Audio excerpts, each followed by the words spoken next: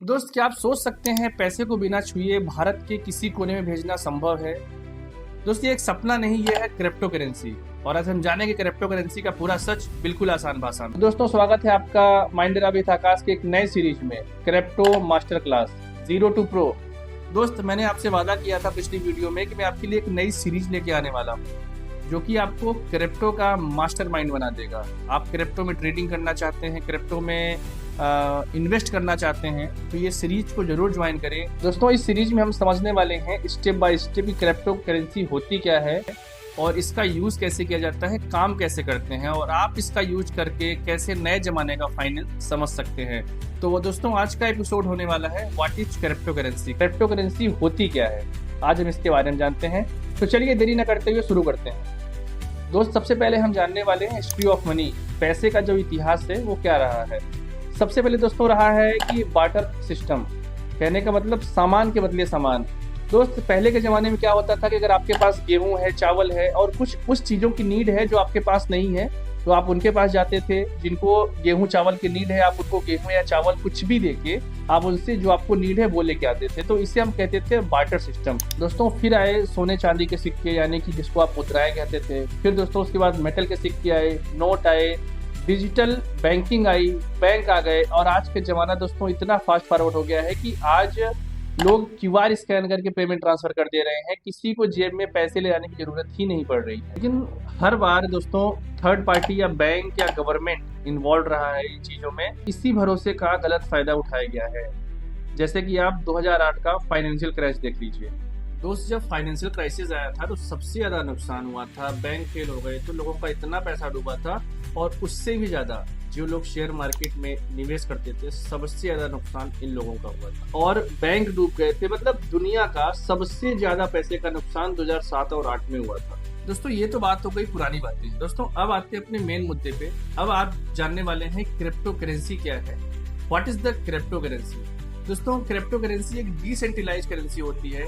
ना तो कोई गवर्नमेंट, ना ही कोई कंपनी और ना ही कोई इसका मालिक होता है। दोस्त, ये चलता है ब्लॉकचेन टेक्नोलॉजी पे।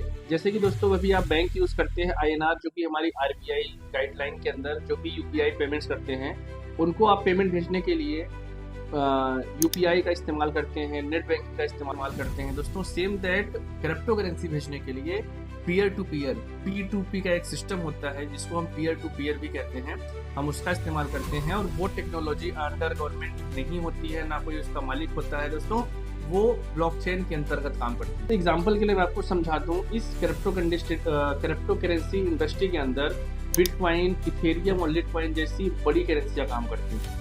दोस्तों, सबसे पहले तो हमको ये जानना होगा क्रिप्टो करेंसी बनाई ही क्यों गई थी, क्या जरूरत ऐसी आन पड़ी थी क्रिप्टो करेंसी बनाई गई थी। तो मैं आपको बता दूं, जब 2007-8 में इकोनॉमिक क्राइसिस आए थे, उस समय बैंक फेल हो गए थे, कई सारी बैंकें बंद हो गई थी, लोगों का इतना पैसा डूब गया था कि पूछिए मत। बैंकों पे कंट्रोल था सरकार का और लोग इसी को जिम्मेदार मान रहे थे कि फाइनेंशियल क्राइसिस इसीलिए आया था।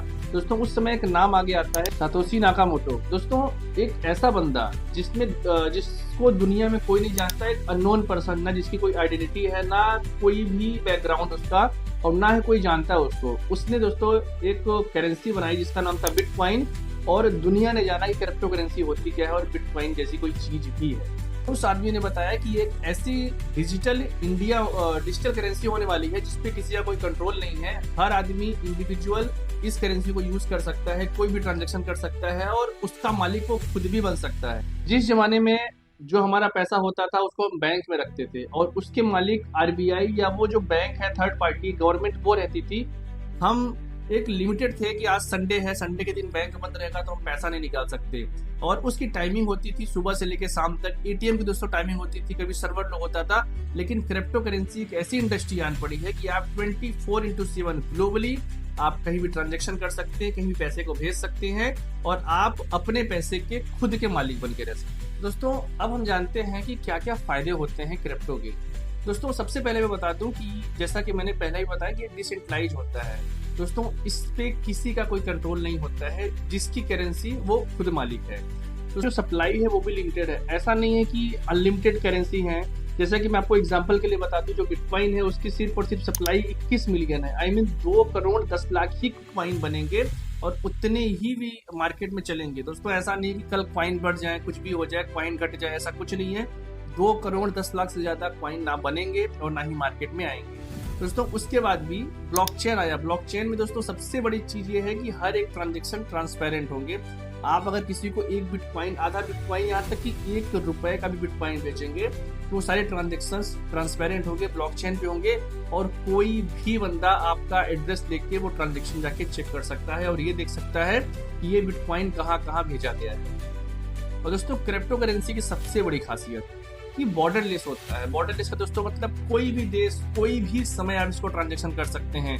मैं आपको बता दूं एग्जांपल फॉर, अगर आप दुबई गए हैं, आपके पास इंडिया का पैसा है तो आप वहां जाके चेंज करते हैं कि मुझे दुबई करेंसी चाहिए। आप थाईलैंड गए हैं तो आपको थाईलैंड की करेंसी चाहिए।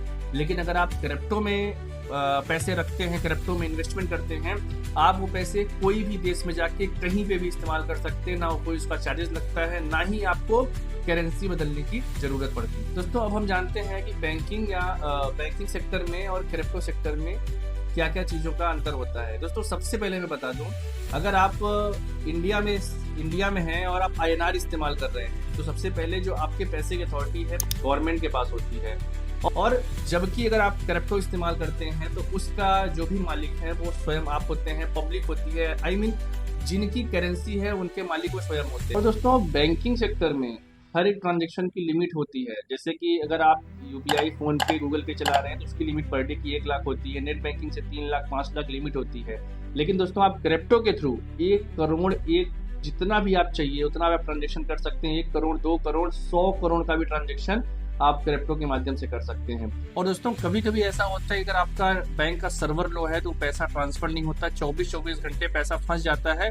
आपके अकाउंट से कट जाने के बाद भी 3 दिन, 4 दिन, 5 दिन बाद वो पैसा आपका रिटर्न होता है। जबकि क्रिप्टो करेंसी के अंदर, ब्लॉकचेन के अंदर आप 24/7 कोई टाइम लिमिटेशन नहीं है। आप कभी भी कितना भी पैसा ट्रांसफर कर सकते हैं, कितना भी दोस्तों, मतलब 1 करोड़ हो, 2 करोड़ हो, 10 करोड़, 100 करोड़ तक का भी ट्रांजेक्शन आप एक बटन के थ्रू कर सकते हैं। दोस्तों UPI में ट्रांजेक्शन करने के लिए या इंटरनेट से ट्रांजेक्शन करने के लिए बैंकिंग से आपको फीस भी देनी पड़ती है। जैसे आपने सुना होगा RTGS, NEFT, इन ट्रांजेक्शनों के लिए आपको फीस भी देनी पड़ सकती है। और आपको अभी तो कुछ दिन से आपको ये भी पता है अगर आप फोन पे, गूगल पे से रिचार्ज करते हैं तो प्लेटफॉर्म फीस भी आपको 1 से 1.5 रुपए देनी पड़ रही है। जबकि दोस्तों क्रिप्टो के अंदर मिनिमम फीस है। अगर आप 1 करोड़ का भी ट्रांजेक्शन करते हैं तो 1 से 2 रुपए के मिनिमम गैस फीस में वो ट्रांजेक्शन हो जाते हैं। दोस्तों UPI चलाने के लिए सबसे पहले आपको बैंक चाहिए होता है।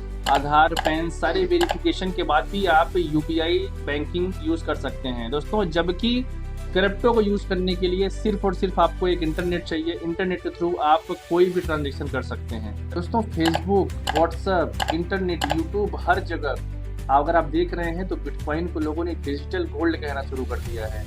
टेस्ला हो गया, एलन मस्क, पेपल, ऐसे बड़े कंपनियां और बड़े बिजनेसमैन ने इसे अपनाया है और कुछ देशों में इसे लीगल करेंसी भी बना दिया गया है। दोस्तों आज हमने इस वीडियो में जाना क्रिप्टो करेंसी क्या है और इसका इतिहास क्या है और ये क्यों फ्यूचर का पैसा कहलाता है, क्यों ये डिजिटल गोल्ड कहलाता है, क्यों लोग इसे अपना रहे हैं और इसका फ्यूचर क्या है। तो अगले एपिसोड में हम डीप डाइव करेंगे ब्लॉकचेन टेक्नोलॉजी के बारे में, वो टेक्नोलॉजी जिस पर पूरा क्रिप्टो दुनिया टिकी हुई है। अगर दोस्तों आपको भी क्रिप्टो दुनिया का एक्सपर्ट बनना है तो इस सीरीज को बिल्कुल मिस मत करिएगा। दोस्तों इस वीडियो को लाइक करिए और कमेंट में बताइए कि क्या आपने कभी क्रिप्टो खरीदा है या क्या आपने कभी क्रिप्टो में निवेश किया है। और सब्सक्राइब करिए माइंड एरा विद आकाश को ताकि अगली वीडियो की नोटिफिकेशन सबसे पहले आपको मिल सके।